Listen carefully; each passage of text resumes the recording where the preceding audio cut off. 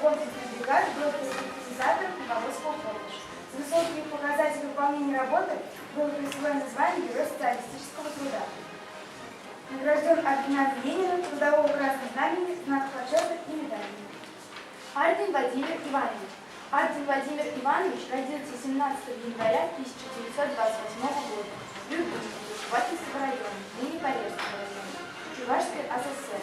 Горняк, Герой социалистического труда, почетный гражданин Читинской области, почетный шахтер, бригадир комплексной бригады Колокольчиков шахты Восточной, комбината Посттепло.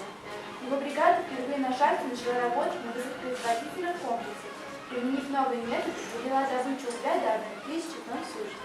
Раздающиеся заслуги выполнения заданий семилетнего плана по развитию угольной и сланцевой промышленности, достижению высоких технико-экономических показателей в работе, достоин звания Героя социалистического труда.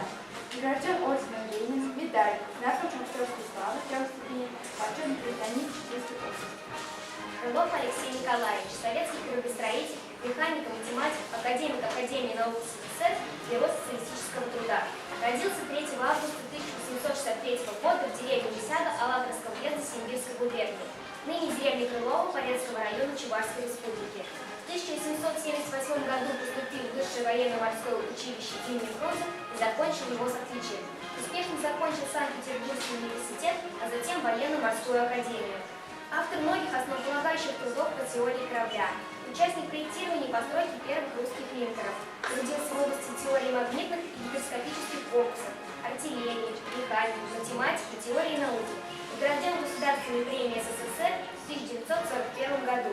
Алексей Николаевич Крылов скончался 26 октября 1945 года на 83-м году жизни в Ленинграде. В 1963 году в честь столетия со дня рождения академика Крылова деревня Лисяга Полесского района Чувашской республики переименована в Крылова, а в 1984 году состоялось открытие мемориального музея знаменитого земляка.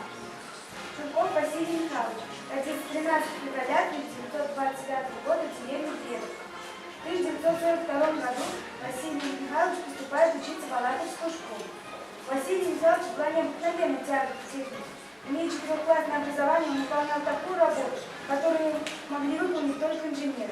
Изобретал сам различные приспособления и устройства. В марте 1966 года Василию Михайловичу присвоено почетное звание заслуженный механизатор сельского хозяйства Чувашской ССР.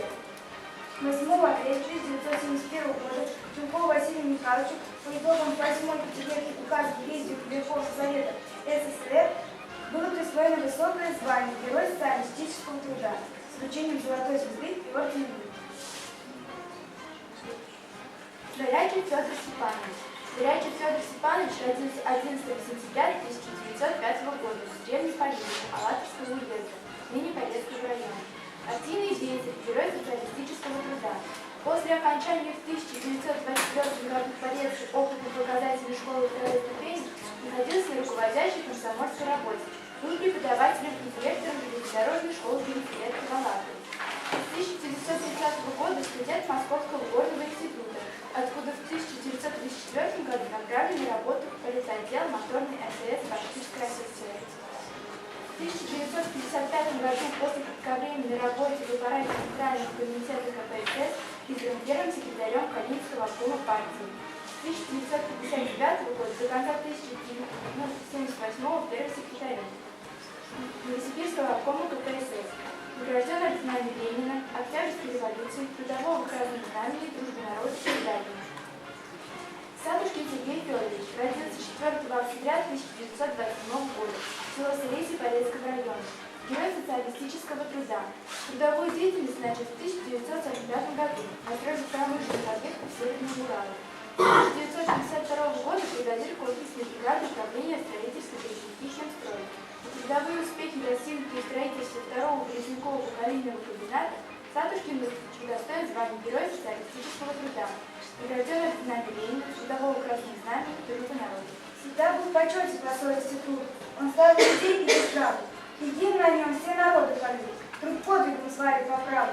Суровые годы военных годин ковал труд победы для фронта. И в мирное время он с честью един. На землях, целинах и строже. В союзе с людьми труд героя сродни. Он реки тайгу усмиряет. И вот уже в космос Гагарин всем труд открывает. Он дарит умение жизнь познавать, порой и нелегкой дорогой. По совести труд, кто души благодарствует, не милость за подвиг от Бога.